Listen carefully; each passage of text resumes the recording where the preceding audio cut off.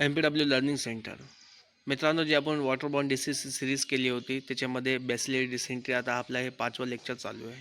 त्याचा आपण पार्ट 2 बघणार आहोत. म्हणजे पार्ट 2 मध्ये आपण काय बघणार आहे की ट्रीटमेंट याचा बघणार आहोत. उपचार, ट्रीटमेंट. मित्रांनो, बॅसिलरी डिसेंट्री हा शिगोला जीवाणूमुळे होणारा संसर्गजन्य आजार आहे. या आजारात रुग्णाला वारंवार रक्त व श्लेषयुक्त जुलाब होतात, म्हणजे आपले पातळ जुलाब होतात. त्यामुळे शरीरातून मोठ्या प्रमाणात पाणी आणि क्षार, इलेक्ट्रोसाइट्स बाहेर पडतात. जर योग्य वेळी उपचार केले नाही तर रुग्णामध्ये निर्जलीकरण म्हणजे डिहायड्रेशन, अशक्तपणा आणि गंभीर गुंतागुंत निर्माण होऊ शकते. म्हणून या आजाराच्या उपचारामध्ये केवळ औषधे देणे पुरेसे नसून शरीरातील पाण्याची कमतरता भरून काढणे आणि योग्य आहार देणे तितकेच महत्त्वाचे असते. आता नंबर 1, ORS म्हणजे ओरल रिहायड्रेशन सोल्युशन. बॅसिलरी डिसेंट्रीच्या उपचारातील पहिली आणि सर्वात महत्त्वाची पायरी म्हणजे ORS देणे. रुग्णाला वारंवार जुलाब होत असल्यामुळे शरीरातून पाणी आणि सोडियम, पोटॅशियम यांच्यासारखे आवश्यक क्षार बाहेर पडतात. ORS हे पाणी आणि क्षारांची कमतरता भरून काढण्याचे सर्वात प्रभावी साधन आहे.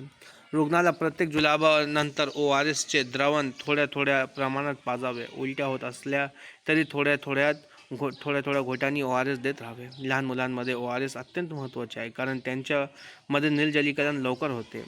आता एक्झाम पॉईंट, WHO शिफारशीनुसार अतिसारमध्ये ORS हा प्रथम उपचार म्हणजे फर्स्ट लाईन ट्रीटमेंट आहे. आता मित्रांनो, एक्झाममध्ये जर विचारलं का बॅसिलरी डिसेंट्रीमध्ये फर्स्ट लाईन ट्रीटमेंट काय, तर मग आपल्याला लक्षात यायला पाहिजे का डिहायड्रेशन म्हणजे ORS. आता फ्लूइड थेरपी म्हणजे द्रवोपचार. जर रुग्णामध्ये तीव्र निर्जलीकरण म्हणजे सिव्हिअर डिहायड्रेशन दिसत असेल तर केवळ ORS पुरेसे नसते. अशा वेळी रुग्णाला दाखल करून इंटरव्हेनियस म्हणजे IV फ्लुइड्स म्हणजे शिरेतून द्रव दिले जातात. यामध्ये प्रामुख्याने नॉर्मल स्लाईन, NS किंवा रिंगर्स लॅक्टेट RL यांचा वापर केला जातो. आता ह्याची लक्षणे काय आहे? डोळे खोल जाणे, त्वचा कोरडी पडणे, लघवी कमी होणे, रक्तदाब कमी होणे, रुग्ण सुस्त होणे. आता अँटीबायोटिक ट्रीटमेंट. आता ह्याचा अँटीबायोटिक ट्रीटमेंट काय ते बघणार आहोत. हा रोग जीवाणूमुळे होतो, त्यामुळे योग्य प्रतिजैविक म्हणजे अँटीबायोटिक दिल्यास संसर्ग लवकर आटोक्यात येतो आणि जुलाबाचा कालावधी कमी होतो. रुग्णाचे वय, आजाराची तीव्रता आणि स्थानिक अँटीबायोटिक रेझिस्टन्स लक्षात घेऊन डॉक्टर औषध निवडतात. सामान्यतः वापरली जाणारी औषधे सिफ्रोफ्लॅक्सिन, ॲझिथ्रोमायसिन, सेफ्ट्रिझोन. गंभीर रुग्णामध्ये डॉक्टरांच्या सल्ल्याशिवाय अँटीबायोटिक घेऊ नयेत कारण चुकीच्या वापरामुळे अँटीबायोटिक रेझिस्टन्स वाढते. एक्झाम पॉईंट, शिगलामध्ये अँटीबायोटिक रेझिस्टन्स ही वाढती सार्वजनिक आरोग्य समस्या आहे.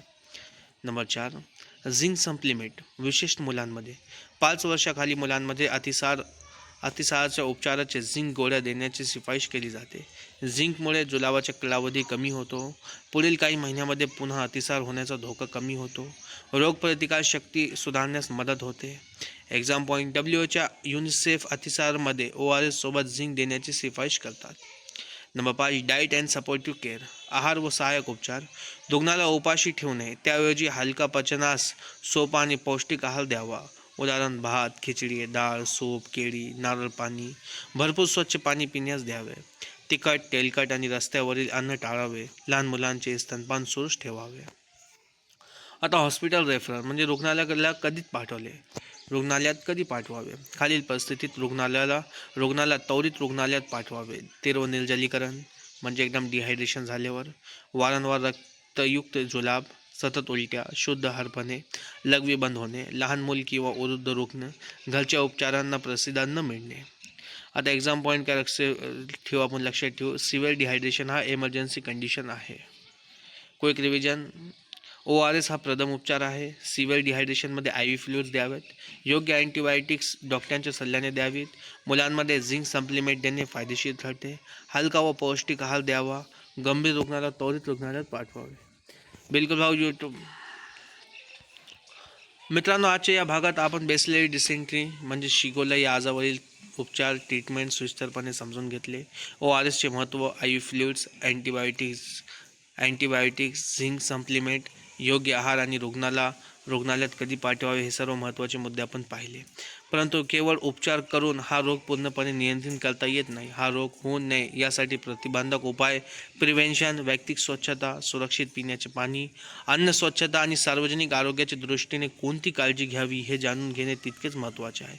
म्हणून पुढील पार्ट 3 मध्ये आपण प्रिव्हेन्शन, प्रिकॉशन अँड कंट्रोल हा अतिशय महत्त्वाचा विषय सविस्तरपणे शिकणार आहोत. हा भाग MPW, health inspector, health supervisor आणि सॅनिटरी इन्स्पेक्टर परीक्षांसाठी अत्यंत महत्त्वाचा आहे.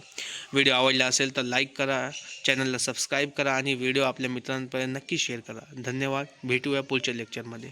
थँक्यू.